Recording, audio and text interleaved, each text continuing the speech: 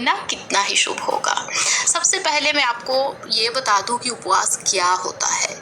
उपवास का मतलब ये नहीं कि आप खाना ना खाएं, लेकिन यदि आप कुछ ऐसे संकल्प लें जिसमें कि आप ले सकते, जैसे आपको टाइम नहीं है, पूजा के लिए समय नहीं निकाल पाते हैं, तो सावन में संकल्प ले सकते हैं कि हम पूजा के लिए समय निकालेंगे, या हम झूठ नहीं बोलेंगे, या हम नॉन वेज या नशीली वस्तुएं नहीं खाएंगे।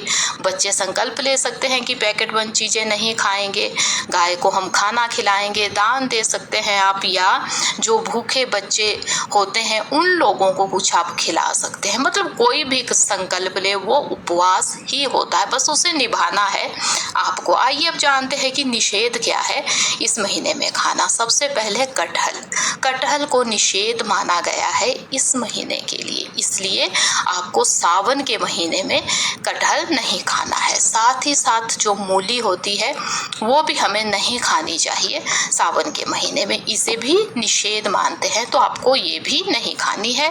साथ में आता है बैंगन को बिल्कुल अशुभ मानते हैं इस महीने में। यदि हम खाते हैं तो इसकी सब्जी आपको गलती से भी इस एक महीने नहीं खानी चाहिए। साथ में जो पत्ते वाली सब्जियां, साग होते हैं, उन्हें भी कहते हैं कि सावन के महीने में नहीं खाना चाहिए। में आती है जैसे पत्ता गोभी हो गई, फूल गोभी हो गई, इसे भी निषेध मानते हैं, तो ये भी आपको नहीं खानी है।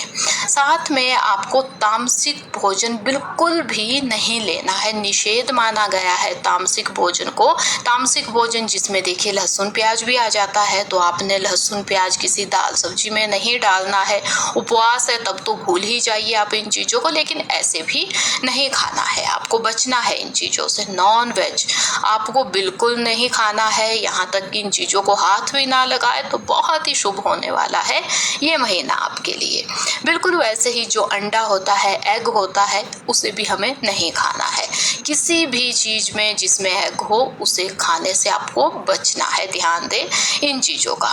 इसके साथ ही जो नशीली वस्तुएं होती है, जो नशा होता है, चाहे आप वो किसी भी फॉर्म में खाते हैं, लिक्विड है या आप कोई चीज़ें जैसे गुटखा हो गया, ऐसी चीज़ें खाते हैं, तो इनसे भी आपको बचना है। ध्यान दें कि गलती से भी आप इस शुभ महीने में, भोले बाबा के महीने में, इन चीज़ों को ना खा लें। तो यदि आप इन चीज़ों के आदी भी है ना कि आपको ये चाहिए ही, तो भी इस एक महीने इसे मत खाइएगा, देखिएगा आपको कितना लाभ होगा।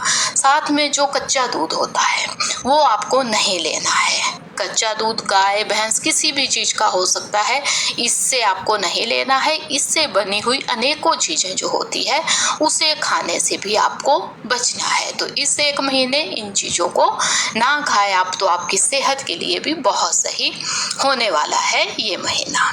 इसके साथ में खटाई होती है, मतलब वो आपको नहीं लेने हैं। वो चाहे फल है, चाहे सब्जियां है, जिसमें आप टमाटर कह सकते हैं, नींबू है, ये चीज़ें आपको नहीं लेनी चाहिए। ज़्यादा तला भुना हुआ, ज़्यादा मसालों वाली जो चीज़ें होती है, चाहे खाना है, चाहे आप कुछ ऐसे बना के खाते हैं उपवास में, तो वो भी नहीं खाना है। चटपटा खाना जो बहुत ज़्यादा तीखा हो वो आपके पेट के लिए भी सही नहीं होगा। साथ में दही लस्सी, ये चीज़ें भी मना कही गई है, इन्हें भी नहीं खाना चाहिए हमें।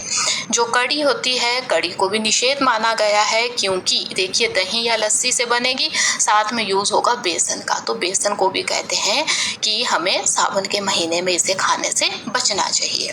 यहाँ वहाँ जाके आप बिल्कुल ना खाएं, जैसे कि हम होटलों में चले जाते हैं खाने, उपवास ले लिया लेकिन वहाँ खाने चले गए, तो आपको वहाँ नहीं जाना है। हमें नहीं पता कैसी चीज़ें वहाँ पे बनी है, किन चीज़ों से इसे बनाया गया है, तो आप होटलों में ना जाए, कहीं अड़ोस पड़ोस में खाने पे ना जाए, खुद अपने आप सादा भोजन खा के यदि आप उपवास खोलेंगे वो भी सही है। चाहे मांग के कोई चीज़ ना खाए। यदि तो आपने उपवास लिया है उस दिन तो आपको बिल्कुल भी मांग के कोई चीज़ खानी ही नहीं चाहिए।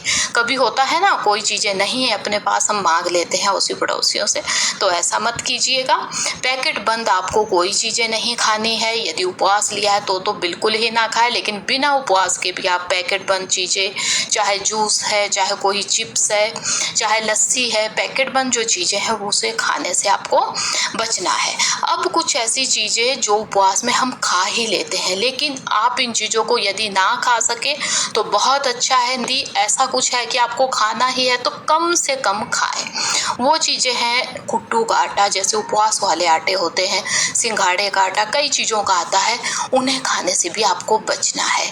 जी हाँ, क्योंकि ये देखिए चक्की में पीस के आता है, हमें नहीं पता कि कैसे इसे पीसा है। या तो आप इसे साबुत ला सकते हैं, खुद यदि पीस सके तो अब तो सही है, लेकिन यदि आप पीसा हुआ आटा लाते हैं तो उसमें अशुद्धियाँ हो सकती है।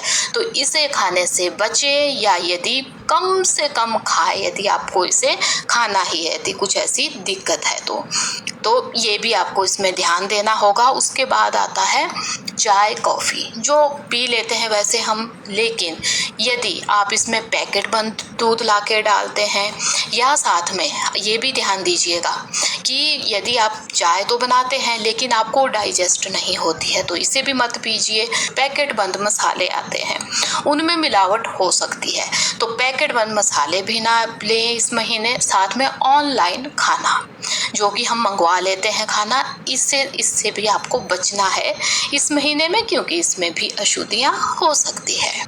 यदि आपसे ये चीज़ें भी ना हो पाए जो मैंने आपको अभी वीडियो में बताया, तो आपके लिए क्या विधान है, ध्यान से सुनिएगा। कुछ ऐसी बातें हैं, यदि आप इन्हें अपनाते हैं तो आपके लिए ये महीना बहुत ही शुभ, बहुत ही मंगलमय होने वाला है। जैसे कि आप संकल्प लें कि हम झूठ नहीं बोलेंगे, लड़ाई झगड़े से बचेंगे, किसी को धोखा नहीं देंगे। तो यदि ये चीज़ें आप अपनाते हैं, संकल्प लेते हैं, उस संकल्प को निभा भी देते हैं, तो ये महीना बहुत ही मंगलमय होने वाला है आपके लिए। मतलब जिन लोगों ने बिना कुछ खाए उपवास लिया है, जितना मंगलमय उनके लिए होगा ना सावन का महीना, उतना ही आपके लिए होने वाला है। तो ये थी कुछ बातें, ये थी कुछ यूज़फुल चीज़ें जो मैंने आपको बताई। मुझे उम्मीद भी है कि वीडियो आपको बहुत ही पसंद आई होगी। हाँ, यदि वीडियो अच्छी लगी है ना तो लाइक कीजिएगा, कमेंट कीजिएगा, आप ज़्यादा ना लिख सके, ओम नमः शिवाय ही लिख दीजिएगा। वीडियो को शेयर की